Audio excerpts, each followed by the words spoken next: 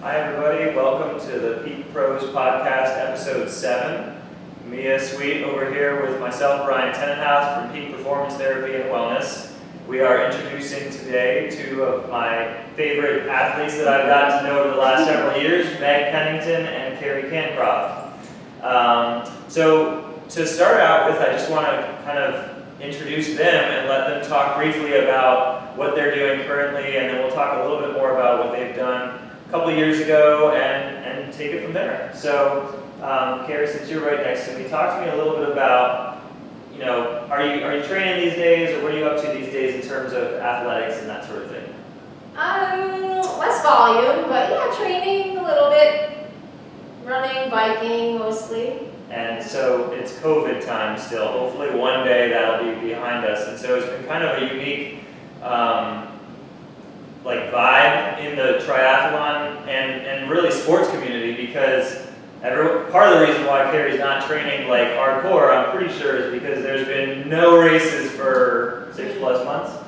So I think she's training more than she lets on. But the truth is, she didn't have Lake Placid a month ago, and that's that. So, Meg, what about yourself? What are you up to these days? Same idea, like not as much volume, right, like what we would have for a typical Ironman training, but I've actually kind of shifted to cycling, Okay. kind of taking this opportunity to focus solely on that, which has been really fun actually, to kind of try something different. Okay. Mountain biking, cyclocross, gravel. Okay. Yeah. Do you normally pick an event, and let's say COVID wasn't happening right now, you normally pick an event and then you go backwards to figure out what your training is and what that volume would look like? Is that normally the routine for you guys? Yeah, for the race, Yeah. your A race. Yes, awesome. Yeah. And it's such weird times, and speaking about volume, and what are you doing this spring specifically? So let's talk about what you have your sights set for, like what are your upcoming goals? So I'm hoping that things will return to normal and that next summer I'll be Lake Placid 2021. Yeah. We'll see if it's happening. Ironman Lake Placid. Lake Placid, So one that would more be time. how many Lake Placids have you done now? I That would have done 3 be, okay. Wow. Lake Placids. Wow. Cool. And so when I first met both of these girls, they were successful Iron women, and specifically in 2018, they both had a really fun year. 2018 was a good year. So qualifying for Kona is something that basically most triathletes will never get to even dream about. So they both managed to do it in the same year, which was just really cool and magical. I mean, I think I've heard the story a couple times from both of them. I'd love to hear it again. We're going to let, Meg, why don't you talk a little bit about that season and the culmination of what ended up happening that day for you? Oh, that's let's see. Well, first of all, I was lucky enough to pick that race and train for it with Carrie. To have a training buddy who is just as strong as you are, just as motivated, awesome sense of humor, it just can't get any better. We grew very close because of that, going through all of it together, and we picked our A race, Lake Placid, but we also had a half leading up to it, and like you said, your training starts, I'm trying to think the official date, Carrie, that we actually started. We trained at a local cycling studio in Branford, Connecticut Cycle Center, so it started way back in January, Yeah. where you're just Officially January, 3 weeks out. laying that base, that foundation, a couple hour rides in there, and then we start to move outdoors. We'd ride 2 or 3 times a week, and then we'd have our long ride Saturday, long run Sunday typically, and that's the stuff where just those long rides together was like the foundation. It was a blast, but we also worked really hard and very dedicated. All types of weather. Oh Rain or yeah, shine. that's a great point. Freezing, cold weather in the beginning, Yeah. which actually paid off really, really well for us that day. Race day, the weather on the bike course Brutal. was brutal. and Lake Placid, the elevation and stuff, we had one type of weather on one end of the course, completely different weather on the It's like other mind end. blowing to hear that. Yeah, One half of the course was completely stuck under a storm Oh, with hail, literally. oh, It was ouch. 40 degrees, Wind. wind like crazy. Yeah, Comical almost. It was just. it's like really everything that could happen did happen, like Murphy's Law. But we like- trained for it. But that- We trained in that type of That's weather. true. Yeah. We really did. both so- of us heading out, we discussed it afterwards, that when we were heading out on that bike course, and we were in different waves starting, so we didn't really get to see each other on the course, we passed each other on the run, but we both had that same thought of like, well, I trained in this, so I'm ready to go. You know, it was a confident feeling, and we both trained with heart rate, which is great for weather, and because it takes, you're strictly looking at how your body's reacting and pushing yourself to that limit. So for endurance, you know, when it came to the run, we were both ready to go, whereas people that kind of went over their number on that bike course, Yeah. maybe because they thought I should have been here, but the wind and the weather really forced everyone, or should have forced everyone, to slow down a little bit. So when it came to the run, we were both strong. So it's 112 miles of biking, and what's the elevation gain in that, you know, I think is it 7,000 foot plus or so? I think it's less than that. I think it's Okay. around 6. Okay. So what is the fastest that you guys have gone down a hill on tires that are like this narrow? Oh, we had some train, we were lucky enough to go up to Lake Placid twice together to train on the course. And I do think one of those times, what did we clock? I'm pretty sure we hit 50? I think really pretty fast. Yeah. Which is insane. I personally have gone down, I think like 41 or so, and for me, like you're shattering, you're really kind of in a crazy place, and I'm not a great cyclist. I couldn't hang with these girls, so I can't imagine. Now, what about the slowest that you've looked at your little clock and you're trying to climb a super steep hill? It's sometimes like 4 or 5 miles per hour. It's pretty daunting, some of those hills. Yeah. They are, but you know what, we live in an area that is absolutely perfect training grounds for that Yeah. course. Yeah. We train on hills, you know, you're up or down, we Have- really do have. Have great either training. of you ever had bike malfunctions during a race? Like, you know, broken a chain or, you know, And you have popped to a change that tire? yourself too, right? You're supposed to change that yourself? Yeah, they do have bike support that is floating around, which I was actually lucky enough, my first half was Patriot in 2016. And I got a flat on the bike at the very end of the bike, and I did not have anything with me, which is a huge mistake, and I learned from that. Rookie mistake. Rookie mistake, but I was so I actually pulled over and was like cheering the spectators, because I didn't have anything. Oh. And they happened to drive by, they helped me, I took back off again, and ended up having a great race. At that point, I was like, I'm gonna just try and run down as many people as I can, Wow. but I learned. But that was to knock on wood. How long did you have to wait for them to come by? Oh, in my mind, it was like half an hour, but realistically, it was probably like maybe less than 10 minutes. Okay, Yeah. good. Well, that's Yeah. nice. It wasn't, it was not, I was very lucky. Every minute feels like Yeah. an eternity. Yeah. Seriously. During the race. Yeah. Yeah. When So, you, oh, go ahead, Ryan. No, go ahead. I was gonna say, when you see each other on the course, oh, I gotta catch her, or what's your Oh my mindset when you? This is great. She is all business. Oh, Barely get a smile out of it. Like, I don't even know you. I don't know you. I don't know you. Yeah. But in Kona, she's like, hey! Classic, nothing. You get nothing. Wow. And I'm like, ah. That's funny. She's most of the time all business. Poker face. Nobody knows that she's suffering or feeling great. Nothing. Yeah. Strategy. I think it's That's a what strategy. strategy, not a lie. This one always like party I'm animals. like, can't wait to be here. Yeah. The Kona was so brutal. Oh. I was so happy to see her. That was the hardest race Yeah. course Yeah. ever. So that's obviously in Hawaii, and it's known for being very hot and windy. I've heard that it's like there's an oven with a fan blowing the heat on you on the bike race. Talk about some of your best or worst moments at Kona. Ooh. Well, the swim is phenomenal. I'm not a very good swimmer, and I don't particularly enjoy swimming. It's my least favorite part of the race, except for that race. That swim is absolutely stunning. Did You're in you this, see any fish? oh, you see fish the whole time. Crystal clear, all the Yeah. way. Turtles, I was gonna say like, turtles. it's just so awesome. That's Even though it's a mass start, no wetsuit, Yeah. the swim is phenomenal. Yeah. Yeah. Really, even someone who doesn't like swimming Yeah. loved it. I loved it. I want to go back just for that. Is there like a fear of sharks too, or are there sharks? Not really. It's like a little bay, so it's Yeah. not. It doesn't feel like you're, That's you good. know. Although there are some waves, like when you go to site, when all you see is water coming in. Yeah. There are I definitely saw this rolling Yeah. waves, super salty. Oh, yeah. Yeah, but Yeah. So it is that's really, really Yeah. scenic and just, it's awesome. Cool. So that, I think we both enjoyed the swim.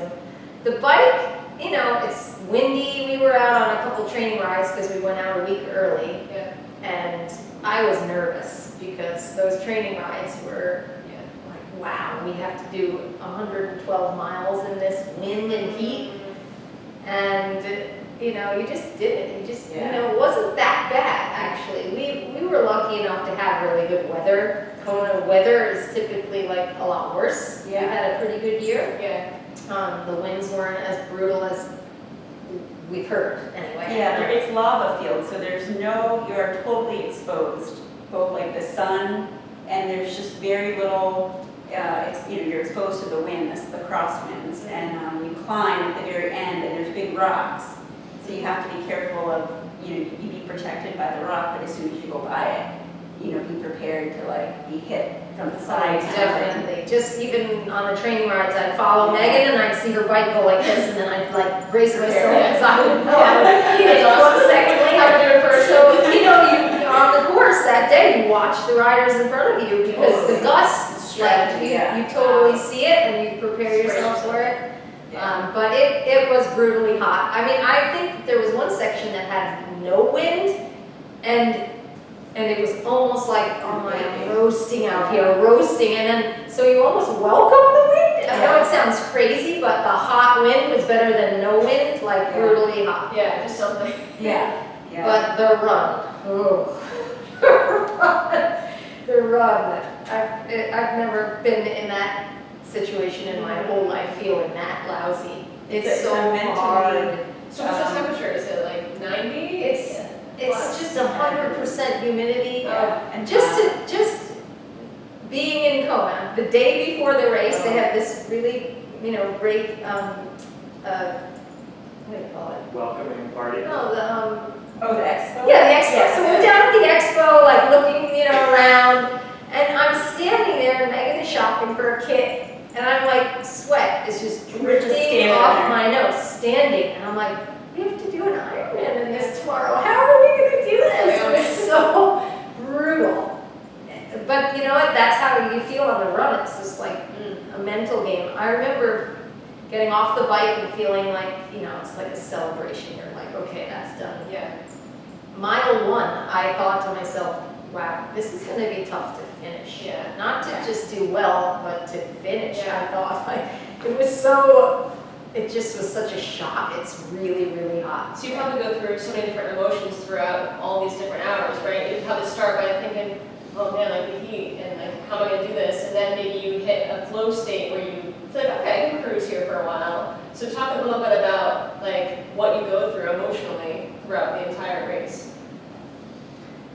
Kona stands out as like all of my other Ironman races, I never felt ever where I thought, this is really hard. I did get to moments where like, I could really be into having this over, but Yeah. not ever feel really bad. That's good. And in Kona, I actually felt really I bad. had Like the the same heat thought. was getting to me, Yeah. and I started to feel actually ill, Wow. like really ill. And I couldn't stomach any nutrition, which was my biggest mistake. In the races previous, like in Lake Placid, even though I didn't feel like eating or drinking, I forced it down, and I never stopped till the end. Just like food packets or Yes, Gatorades forcing or- it down, you're like gagging it down literally, but I never did. And in Kona, I was so feeling like, all right, I have 13 miles left to run, I can't take anything. I just can't, I'm not even gonna I'm gonna throw up if I do. And I wished I had, because I threw up anyway. Yeah, you're like, well, I might as well just try it. Yeah, mile 22, I started to like, seriously, I had to pull over, I was vomiting, and it was just, the heat, it was like heat exhaustion, I think. Wow. So you just told yourself, and it was all mental at that point, you're like, I just gotta get through it. Oh, I didn't even walk, because I'm like, if I walk, this is gonna take me another 4 hours. There's Wow. no way I wanna be out here on this course. I just kept running slowly, but like. You're just like, I'm doing it, I'm gonna just keep going. Yeah, I mean, and certainly like, it didn't feel good, but I mean, I was so happy to finish that race. Just to participate in that event is Wow. pretty spectacular. That's So, great. you know, and I didn't have any goals for myself. It was kind of nice being in Kona. Like at Placid, I wanted to do well, and my goal was to get on the podium. Yeah. But it was a different feeling in Kona because I didn't really care. Like, Yeah. however, I mean, I wanted to see how I measured up in the world, but like, Yeah. I didn't have any expectations, and I'm glad because I probably wouldn't have, Yeah. I didn't do so bad though. Yeah, that, Megan had a PR in Kona. I have to say though, awesome. like that run, that's the first race where I had the exact same thought of like, this is gonna be hard to finish. And I've never had that thought of like finishing. It's always been like, what am I pushing for? But I actually, like the first few miles of the run, I'm like, oh, you're gonna have to dig deep for this. And you do go through all those mindsets of, you know, the first part of the run, you're heading kind of into town a little bit, and it's just hot. I mean, the whole thing is hot and exposed, but then you get up, you run up this hill, and you're on this highway. Queen It's K. just, The you're Queen looking K. straight, and all you can see is smoke, you know, the Wow. heat Like the heat waves coming off coming the off, highway. and then you just see people, you know, like, you have to kind of put blinders on because you see people like dropping like Bad flies. shape, bad. And so you just have to think You're like, like, I gotta get. you gotta like tunnel vision of, you know, what you need to do. For me, it was every aid station, I just like, you kind of force some stuff down. I was lucky, I had like a, you know, rock hard stomach. But I remember like, you turn around in this energy lab, they call it, and it is like, you go down and it's, you're baking in there, but it was coming out of there, I saw Literally. Carrie. Do you remember? Oh yeah, seeing you lied to me. You're like, you're strong. I'm like, oh, she's such a liar. So, and the thing is, like, they give you rags, and I had a cooling rag. It's one that you can like dip and shake it and put it on you. And so, like every aid station, I always wear a trucker hat. When I started doing Ironmans, I switched to trucker hats from visors because for me, I would put ice and sponges in it. So as every aid station, so I literally have ice up here, ice down my shirt. Oh, ice everywhere. They literally yeah. dump buckets of ice water Yeah. over your head to keep you cool. We The drilled- support on that race is unbelievable. We drilled holes in our shoes So they to drain. let the water Oh, drain wow. because you're constantly soaking yourself. Wow. How I cool. wore a sleeve suit for that reason, like just, it doesn't, you know, you think like I don't want to wear a lot, but the sleeves actually helped because I could keep it wet and it kept it cool, especially on the bike. But So- you know, I was so happy to see her in that Oh energy my lab, gosh, and we that were lab. still so far out. It's so But far it's, to go. the other thing too, like that race is so cool because you're there. I mean, usually we raced with pros in Placid, which was awesome. But that's a race where like, you know, you see all the pros. And so we were heading out on the run and a lot of the pros, you know, they're going through the same things we are, and to see them struggle. Suffer. And you can see, like some of them, these are phenomenal athletes, suffering. Oh, it is. It's like, so wow, fast. okay, we're all human out here. You know, like it was kind of, I don't know, it was put in perspective. One of the most alarming things to see, like, there's a highway divider, it's about this big. It gave off about 6 inches of shade, and people were literally up against it to be out of the sun for like, literally lined up on this divider, like, oh my gosh. Yeah. And I could see why they were doing it, like the sun. Did you do it too? No, I didn't. No way. You know, and also people lying up, it's like, are they dead? Like, oh my God, are you okay? Like, no response. It was scary. Like, it is Yeah. really, I don't know. It's amazing our bodies let us do this. It's amazing. So, real quick, to put it in perspective, so Meg got first in her age group, right? At Lake Placid. At Lake Placid by 20, how many minutes? crushed something her like competition. Wow. How fast did you do? And some people don't even know. 2.4 mile swim, 112 mile bike, and a marathon, 26.2 miles of running. There is a transition between the two transitions, and there's a reason for those transitions because you actually have to change your attire and this and that. But in the whole kit and caboodle, Meg did it in. Lake Placid, I feel like it was at like 10:54. Woo! So- It was only a couple minutes faster. So yeah. less than 11 hours. It's Yeah. insane. It's hard to, like Carrie said, like I can't believe our bodies let us do this. It's seriously awesome. So Meg's story is that she just crushed her competition. Carrie's, I'm gonna let her tell her story. It's a really cool story, but you can tell as much or as little as you want. But I'll never forget this story. Her coach helped her along the way. She did the work. Her coach helped for sure, and actually it was Meg's coach as Yes. well, Ed Vescovi, who's done some great job with a lot of local athletes. Yeah. So if you want to talk about it, you can. Well, People would love to my hear it. goal for that race, I actually, just to back up, in 2017, I did the race and set a goal for myself to get on the podium. And I came up shy. Which is top 3, right? Top 5. Top 5, Yeah. sorry. Top 5 is the podium, and I was number 7. So I was close. And so I signed right back up again the next year, just with the same goal in mind. And I trained a little bit differently. I trained with Megan, and I also added more run to the to my run volume, like an extra run day. But anyway, so my goal was just to get on the podium, and when I came off of the bike, I knew that I was in 3rd place. And I came off of the swim, I was 29th out of the water in my age group, and after the bike, I was 3rd. So like, all I have to do is keep doing, stay in 3rd, and I'll get my goal. Anyway, so halfway through the race, Ed had been kind of positioning himself throughout the course and gives you little updates as you go by. And so he said, just keep, you're closing the gap. And I looked at him like, there'll be no gap. This is as fast as I can do. And this is it. The gap's not closing, but I'm happy with 3rd if I could just stay here. Anyway, so I get a little further, and he's like, you're closing in, you're in 2nd place. And then it dawns on me like, oh my gosh, I could actually go to Kona. And so it was for the first time that I had even thought about, that could be possible for me, because it wasn't a goal. Kona was never even, I didn't really even dream about Kona, to be perfectly honest. But anyway, towards the end of this race, I think I had 5 miles to go, and I just kept, I was doing the best I could. So if someone was going to pass me, they were. It was just, that was what I had, and I was giving it all I had. But anyway, the last mile, Ed says, he told, the last time I saw him before that, he said, you have a 2-minute lead. You're in 2nd place by 2 minutes. And I'm like, okay. And then a mile to go, he goes, you only have 1 minute. And then with that, this woman, who's the 3rd place, passes me physically.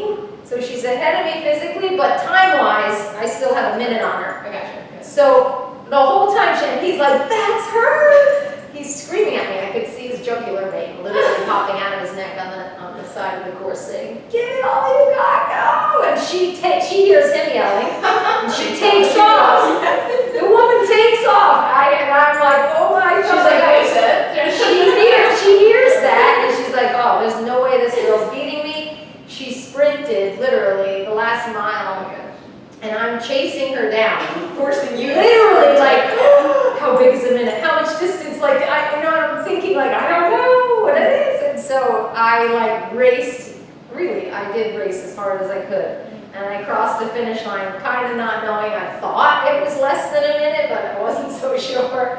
My friend Dean caught me, and he's like, you did it. And I'm like, oh.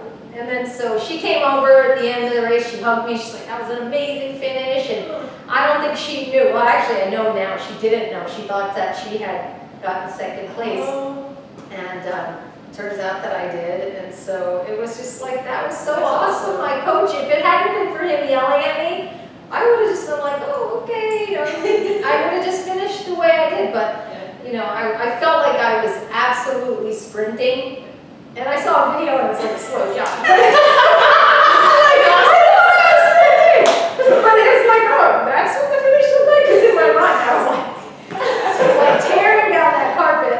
That's awesome. Oh, it was Like fun. It was so exciting. That though. meme where you're like, what do you look like? What you think you look like? That's exactly what it is. I'm like, that was my finish because I felt like I was really going fast. So But that was great. I think one thing people should know, like you guys are so bubbly and sweet and nice, but deep inside, that's not who you guys are sometimes. And like deep down, you guys are intense. Like, I mean, Competitive. Carrie and I, not with each other, but yeah, competitive athletes that, Yeah. I mean, people don't quite understand like what it is to do what you guys are doing. What drives you, or what is your motivation? Where do you get that burning passion, or what is it that helps you guys be so fierce? I don't know. For me, I definitely have that like intensity, that competitive. If it's not Ironman, it's bicycle racing, or everything from, ask my kids, like playing Monopoly. Like I have that competitive edge.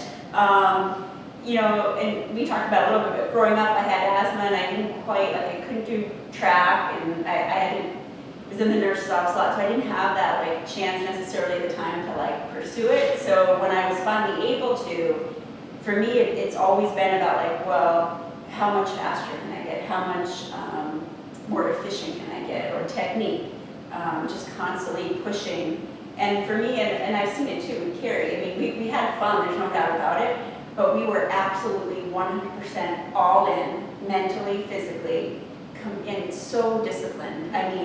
Getting up early, we both have kids, we both have jobs, and Ironman training, the volume, you're doing multiple workouts a day with your long, I say long because during the week we would do 2.5 hour rides during the week sometimes. But we're doing it at crazy hours in the morning. Right, But yeah, you're getting up there because you got to eat, so that when you go to ride. So it's not even just getting up for the ride, but getting up to fuel for the ride. Plus, we live a half an hour from, Yeah. half an hour to drive. It's a lot. It is definitely. I always tell people running is, because people ask me, do I like running or cycling better? And the truth is, I do kind of like cycling. I'm definitely more of a runner than a cyclist, but it's just so easy to go for a run. Yeah. It takes you 5 minutes. Yep, it is. Maybe a little stretch, throw your shoes on, and that's about it. Where cycling, it's a process. Yeah. And so that goes with what you're talking about. It's not as simple as all right, you cycle from 5 to 6:30 a.m. That's already a lot, where most people aren't doing that. Yeah. But it's the process before, during, yeah, and after. Getting your clothes together, your shoes, the right bike shoes, the helmet, all the nutrition that you need Using the during the ride. Yeah, exactly. Just the gear collecting, you have so many things it's Yeah. 3 sports and you're always packing a bag and, And where do you swim? Do you swim at the Y? in the ocean? YMCA and then, in the winter and local then ponds. Cedar Lake Yeah, or the lakes, Sound. yeah. Cool. Now, do you have, well, first off, do you remember your first ever triathlon? Was it the Cedar Lake Tri, or was it something along those lines? Cedar Lake, I did it, I was injured running and I had taken up pool jogging, trying to get back to running. And then I saw Master Swimming start swimming, and there were some triathletes that were like, you gotta try this Cedar Lake Tri, and because I had started biking a little bit. And even the day of, we got there and I still was like, I'm not doing this, I don't want to do it, but I signed up, and of course I loved it, I had a blast. So for me, that's a great series because you get some fast competition, but it's also a great beginner series, and it runs every other week during the summer. Same course every time, so it's familiar And it's short. and it's short. That was a very split, short yeah, one, which exactly. It was it a 1/4 mile swim? Not even. Not even, yeah. 10-mile bike, and then 3.2 mile run or 3.1. 5K. Yeah, 5K. So Fun. yeah, It's a good that was course. mine. Yours was Mine yours was- big spot. No, mine was like the YMCA Oh, that's triathlon right. training Yeah. program, like, an indoor kind of triathlon. Yeah. Oh, cool. Yeah, I've been a runner, and back in my 20s, I ran the New York City Marathon 4 times, and on the 4th time finishing, I crossed the finish line, and I'm like, what's next? I need a bigger challenge, I needed something, and I said, I'm gonna do an Ironman. I really didn't know anything about Ironman, except that I saw Kona on TV a couple times, and I was like, I'm gonna do that, and I was 25, and I just always had it in the back of my mind, but, life got busy. I went back to school, got my master's, became a teacher, then I got married, then I had kids. There was always an excuse, and I'm like, all right, I'll give myself till 30, I'll give myself till 40. And then at 42, I guess it was, I saw an ad. A friend had done this triathlon training program at the Y. I'm like, I'm doing this. And then, so I signed up. It was so great. I would highly recommend it for anyone who's like even slightly interested in it. It's fun, it's social. It's actually really good training. You meet really awesome people. And so I did that, and then, I wanted to do a real outdoor triathlon, and my first one was quasi Olympic. And then, a year after I did that training program at the Y, I did an Ironman. So what year was it? What year was That was 2013. I think I did my first outdoor triathlon the next season. And then I signed up to do Lake Placid in 2014, but I had to put that race on hold till the next year. And then, my first Lake Placid was 2015. But when I did my first Ironman, I had done 1 Olympic, 1 sprint, 1 half, and then an Ironman. I actually don't have a lot of racing experience. So couch to Kona in 7 years. Forget about couch to 5 years. years. It was 5 years. Kona was my 10th triathlon race ever. Wow. That's amazing. I remember when I first learned about triathlons, I was like, well, I'll just run on the treadmill a little bit, then I'll hop on a bike, and then I'll finish in the water. And I was like, Oh, you thought you had to choose? well, I was like, yeah, to swim, because I'm gonna be all sweaty, so it makes more sense to just do it that way. And then that was the last time I ever did that, because I was like, okay, I think I understand why they don't put the swim last now. Yeah. So I almost drowned, and then I decided, all right, that's probably not a good idea, but anyway, so it's funny how it all starts. How did you meet Ed? How did you get paired up with his coaching? I met Ed through a friend that I did the Y try with. Oh, cool. And then I knew that he had the cycle center, and he had a team. And I think before my first race, she's like, you should join the team, you'll get the kit, I'm like, all right. So I went over there and met him and, chatted for a while, and instantly he was, Everyone's like and makes you feel great, and I'm like absolutely, not an experienced triathlete, but he basically just, took us under his wing pretty quickly, and I met him. I might have been. We had done some group rides because you and a few other people, and right off the bat, I liked him. I mean, he's fun to be around. He's funny. he's a great coach. Yeah. I mean, he's really knowledgeable, and also he's one of us. He trains right there with you, and But he's also, he'll give it to you straight, even if it's not necessarily what you want to hear. Oh, yeah, you guys battle. I was yelling. Because I actually hate him. She doesn't do it. Yeah. She was the A+ student. She misbehaves. She's the dunce She does cat. tap. Goes over her heart rate, gets in trouble. I I like that part of it, that's so cool. Yeah. He was on here talking about that. That's Yeah. such an awesome way to train. It is, it really is. So he's firm, but funny, you can have a good time with him, but he's, like I said, he's gonna give it to you straight, and there's just no way around it, which is awesome. But, for us, it was really social. We actually, So fun. while we were working out really hard, we're actually having a really good time. It's never felt like a workout to me. It's just, I know, it's a quote, I just posted on Facebook, shared it, something about the medals aren't, they'll collect dust or whatever, but the friends that you make on the field or in the, Or So we're a photo. Yeah, exactly. But like those, because you think about like everything you go through together, I mean, it's just such a bond. Yes, it really is. It's Yeah. fun. So you've transitioned lately, partially it could be even just because of COVID, but you're doing gravel, riding a gravel bike. I don't even really know what that means, but talk to us a little bit about what you're doing nowadays. And I mean, certainly I can see that it's a smooth transition from being a cyclist and an Ironman to, it's going to help you with, if you do go back to Ironman or whatever, Yeah. I'm just curious, talk to a little bit Yeah, about I mean, that. I would like to go back, especially if Carrie's gonna go back. That's on my radar for sure. So everything I'm doing, I know is still making me a better athlete for whatever I choose to be. So, but yeah, so I had mountain biked a little bit, kind of like during off season when we would train, and loved it. I love the off-road stuff. It's just, there's something kind of freeing about, being out on two wheels, going over rocks. I love the challenge of it.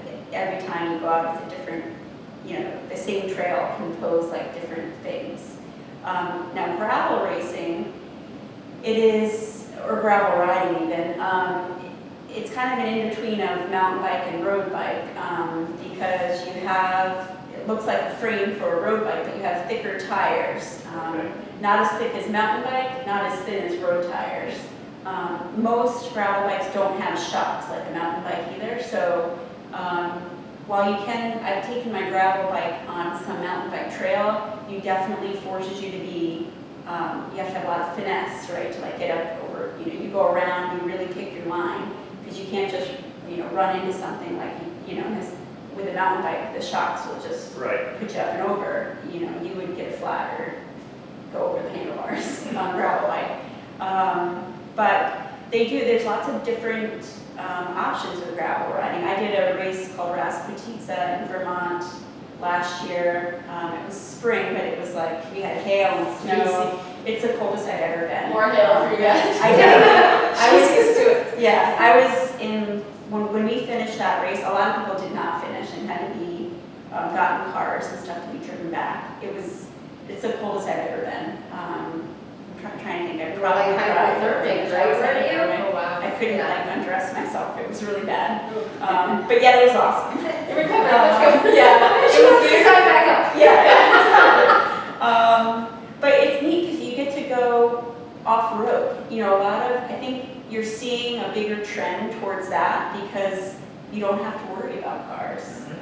Although you do a little bit, I ride gravel in Cockaponset, and nowadays, especially with COVID, you're seeing, more cars kind of off-roading out there, but for the most part, it's just there's no traffic, you're in nature, having that little bit of like rough roads. Carrie and I have done those roads, even during interval, she met me for an interval workout going up some of the hills.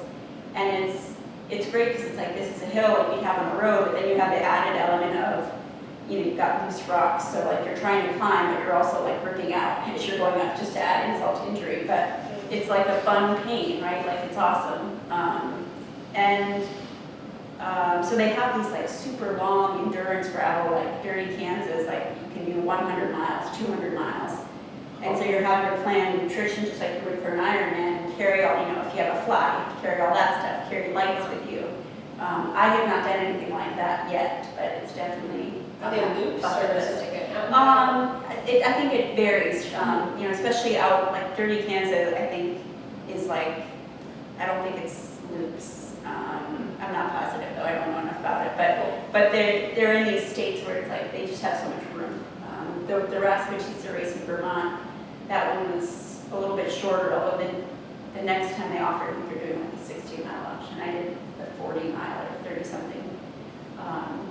So it's fun, and then kind of like a version or something similar to it, my gravel bike is actually a cyclocross bike, so I've done some of those races too, and that is kind of a combination of like road and mountain bike together, because you're doing a short track. It's usually like a mile or 2 miles, and it's through like natural terrain, and there are barriers that, depending on the height, you can try to jump in with your bike, which I do not. Or you learn how to dismount quickly, pick up the bike and run and leap over it, and it's got its own technique with it, like how to dismount, how to mount, so you're practicing all that. BMX is next, right? Yeah, exactly. So, What other bike does Megan not own? yeah, I know. I've definitely thrown myself, I grew up running, and for me, running will always be, I just love it. I love the idea, whether it's swim, bike, or run, like propelling yourself, you're your own engine, like that to me is like the best. The cycling kind of takes it to another level. She can go so far. I mean, we did so many centuries. I was Once a week. we did. For how many weeks? Yeah, I mean, it got to be like you didn't even think about it, which is nuts to me. I know, it didn't feel like, That's cool. riding 100 miles on the weekend just doesn't, But doesn't register. yeah, the beauty of the gravel bike that I'm loving is you can ride it on the road and be pretty fast, and then if you're like, oh, there's a trail, you pop off and now you're on the trail. So it's a great bike, and you can put road tires on it if you're going to be strictly on the road, and it's almost like just like a road bike. So I think you'll see a lot more of that. Has your body taken a toll? I was thinking of this question more when you mentioned the lack of shocks. Like Oh. your core is obviously working quite a bit to absorb, and Yeah. your joints are. But I mean, have you not just injuries from hitting the ground, but have you actually felt, or do you feel it's fairly similar? It's fairly similar. The riding is, I've taken a little bit of break from running, which has been a little less wear and tear on my body. I have taken a few hits to the ground. Mountain biking, like going off a jump, I hit the ground pretty hard. And cyclocross, or gravel, I was on a road.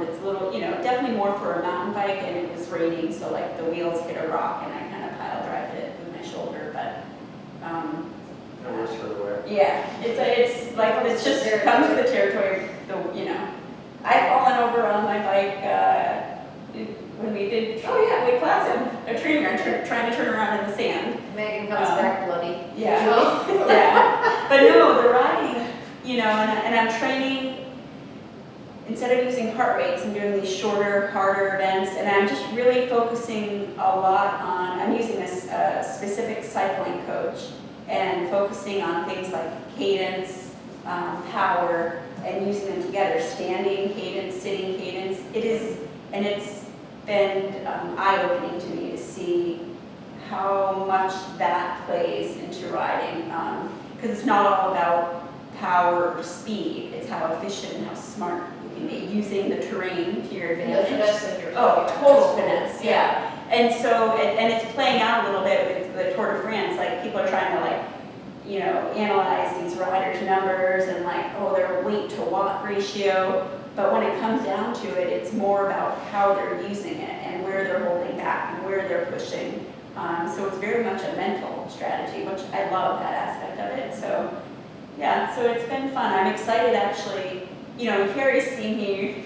I'm so different, right, compared to when we were the triathlon training versus kind of what I'm doing now. But I'm definitely excited to get back on a TT bike and see. I think it can only help, especially if I'm using this now, but to go back to heart rate, I would do it for the endurance stuff. It works so well, and yeah. So How do you think it will be, do you think you can power train for an Ironman, or would you want a heart rate train? I If think you had for to me, choose, if yeah, you're doing an for Ironman me, right now, which one my would you choose? age, I've had injuries. For me, the risk versus reward, heart rate wins hands down for the longest distance. Curious about that. Because as soon as your heart rate responds to if you're injured, or so it's purpose, it immediately sets you where you need to be. You can't really push past it, or you shouldn't. Once in a while I used to, but for power, She's smarter. yeah, smart boys, right, Ed? Just showing off with guys watching. Yes, exactly. So, no, I absolutely, I think I would, Probably train. Yeah.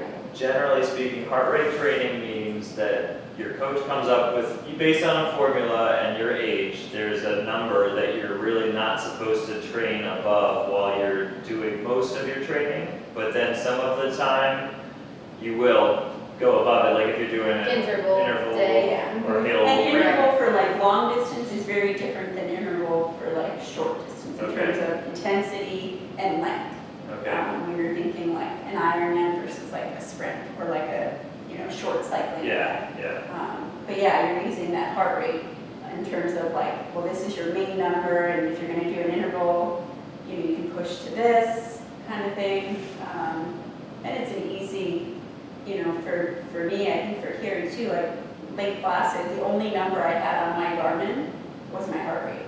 I had nothing else. I mean, I might have had mileage, just to kind of see where I was at, but I didn't look at speed, and a lot of athletes can get caught up in that, because it's like, well, I know I've done this, but they may have done it on like a day that was like 10 degrees cooler, and didn't have the same Exactly. wind. Exactly. But now they have this thing in their mind of like, well, I did 20 miles an hour, I'm gonna hit 20 miles an hour. Well, you may hit it, but you may end up, messing up the rest of your day Right, because of it. So, whereas like what I'm doing now with power, I do have like set intervals of like, okay, you're gonna do 3 by 3 minutes with 2-minute recovery in between. The thing that's been cool for me with that is, and what makes it work is like, okay, those 3 minutes, I'm working my butt off, maybe, whatever interval it is, if it's like a nuclear, like high number.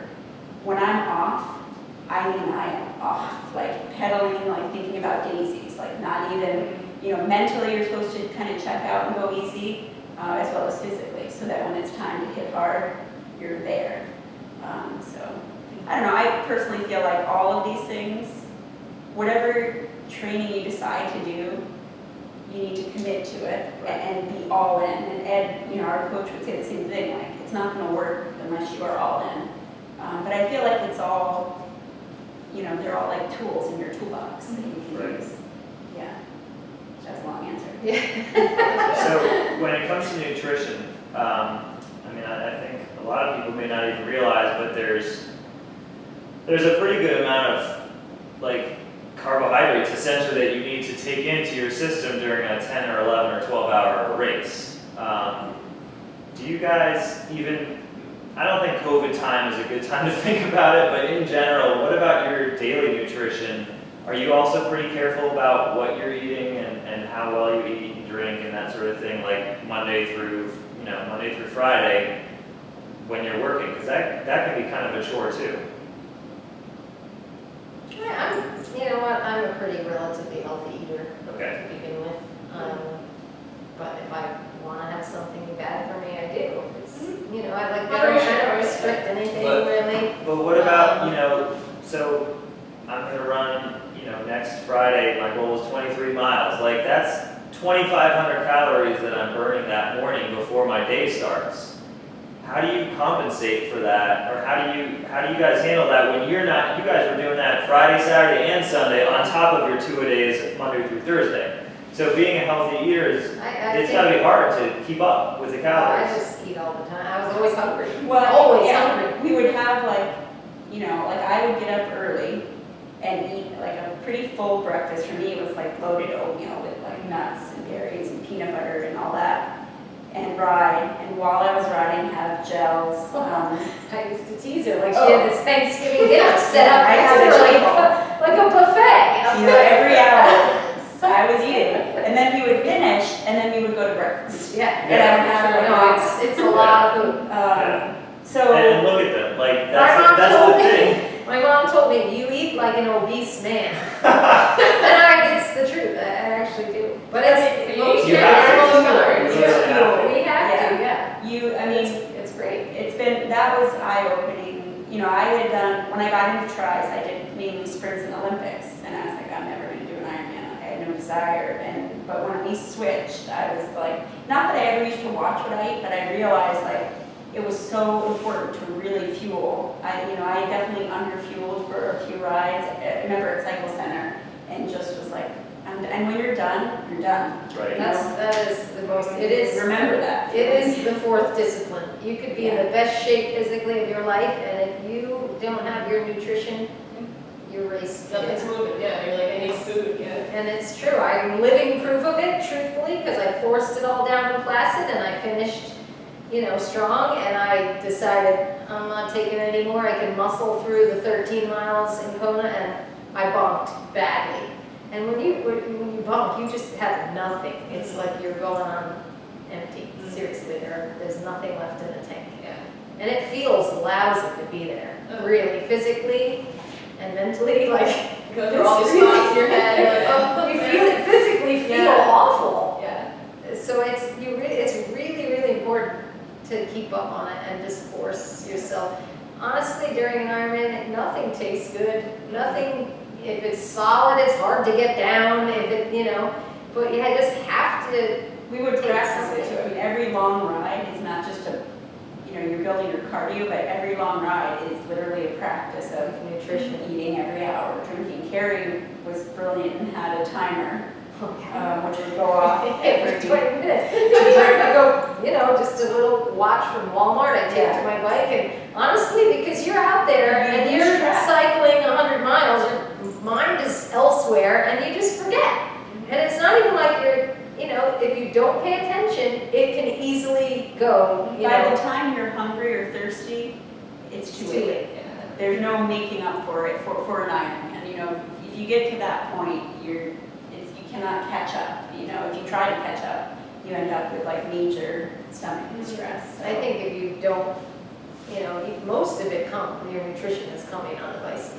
Yeah. I mean, you have, 5.5 to 6 hours on that bike. Well, the swim is a little tough. You're Yeah. not taking anything I was taking a shower right before I went in. right before, right Yeah. after, but that bike is essential to get all that nutrition in. Yeah. Because on the run, you don't really feel like eating that much. Yeah. Yeah, I would try to save like gels for the end of the run, knowing like 'cause I didn't want to deal with that distress.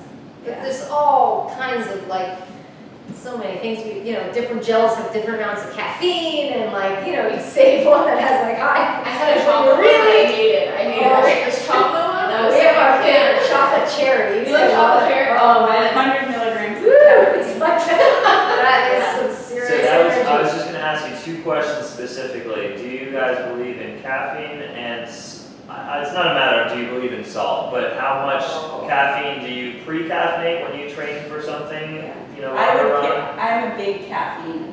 I would carry Red Bull on our long rides and say that and we would share it. Yeah. Delicious. 10 miles to go. I'm like, That's here's the our Red secret. Bull. I didn't know you guys were Red And Bullers. it's just Red Bull. Oh, yeah, they're on the course, Tropical. tropical Red Bull. But they have it on the course. yeah, it's an excellent point though. There's caffeine offered on the course. You're on the course is not the first time to try caffeine. No, And a lot of no. athletes will make and Oh, the they thing is, make a huge mistake. or they'll use the caffeine or try to eat during a long run or a run that's an easier run. But the problem is you need to be able to take in nutrients when you're in a distressed state. Right. Because your body is going to react differently to it. So we were really good at doing that, I Yeah, think. we were pretty But even when you're good at it, you still there's days where for some it doesn't happen. Just, I got exactly. to will through it, but That was a big the one. caffeine, I'm a big believer, but it's waiting towards the second. Or Okay.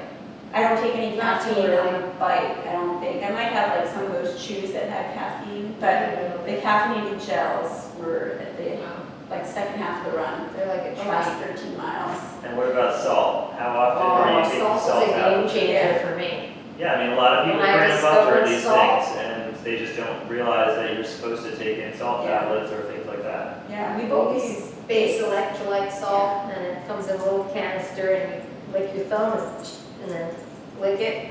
True, at the aid And station. it's fine, usually in the beginning of the race, you can do that, no problem. By the end, you have to do it at a water station. It's like a desert in there, and nothing else can be done. Oh, man, that's it. But base salt, when we discovered that, that was really helpful. Because it helps you, keep your hydration, Yeah.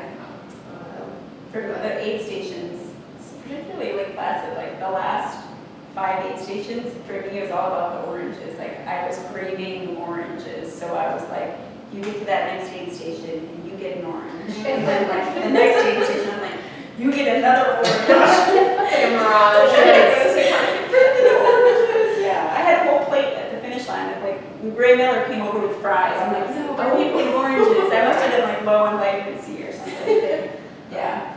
Those aid stations are fun, as you know, Brian, you've done the race, but the volunteers in those races are phenomenal.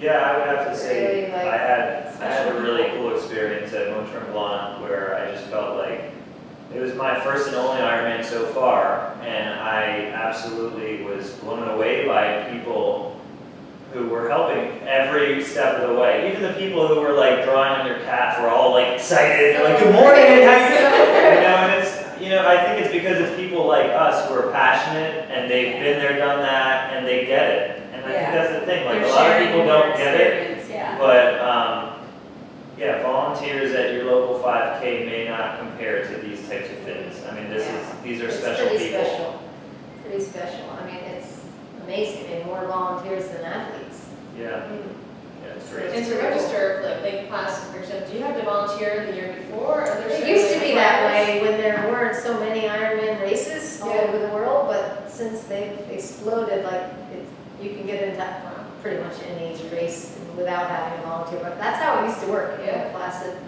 Probably, I would say it stopped in 2000. In 2013, I had to volunteer to sign up. Actually, you don't have to, but you get first dibs at signing up for the race, and it does, Lake Placid used to sell out very quickly. Yeah, wow. Cool. It is like, well, it's the most nostalgic, I think, because it was the first Ironman outside of Hawaii. In this And we did it States. during their 20th, 40th, yeah. and Kona was 20th, 40th, yeah. that's right. That's right, that was a big year, 2018. It was the 20th anniversary of Placid and the 40th of Kona. It's pretty exciting. It's a good year to do well. Yeah. Nice. All right, one quick fun question. You can't even think about the answer. Ready to go. Will you qualify for Kona again? Yes. Yes. Will you do your first Ironman in the next 10 years? Probably. Yes! Sure. I'm definitely doing another Ironman. I just don't know when. I've got a 4-year-old and a 1-year-old, so I'm Do trying you know to which one you want to do? I do want to do Placid because I did Mont Tremblant first. I love and that I want to place do too. Placid now. I've been there once to root people on and to track people. I was going to volunteer, and then as we got closer, I was like, you know what? I'm just going to be a spectator for this one. Yeah. So, but it's amazing. Like the only triathlon that my parents have ever been to was the Ironman that I did. So they were blown away by so many things, and my dad was just like, I can't believe there's so many crazy people here. Do this. Like he thought probably in his mind, you know, there'd be like 100 people there. And over the next few days, as we were there, like Thursday, Friday, and my parents are like, wow, this is a big deal. It is. You know, I don't remember, maybe over 1,000 participants or so, maybe more, I don't really remember.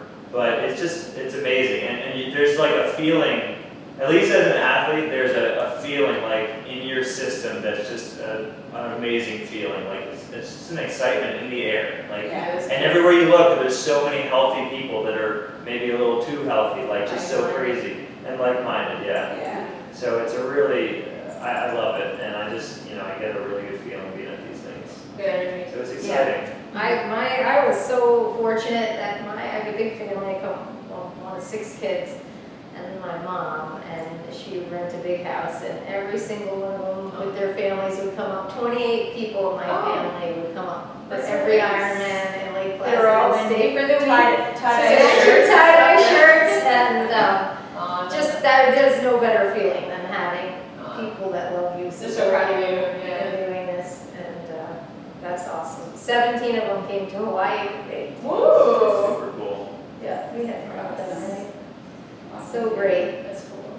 Cool, guys. Nice. Well, I think that is a great way to end on that note. So thank you all so much for being part of this, and you know, stay tuned for more upcoming episodes and events here with the Peak Pros podcast. Thanks, guys. Awesome, Thank thank you. you, Bye, Mia.